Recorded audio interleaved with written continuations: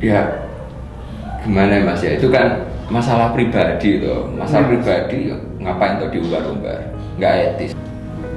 Jadi gini Mas, aku sebenarnya itu sudah ngomong untuk mengakhiri hubungan ini di pertengahan bulan Januari. Dan di waktu itu juga aku juga dimaki-maki, tapi ya wes lah, aku diem aja.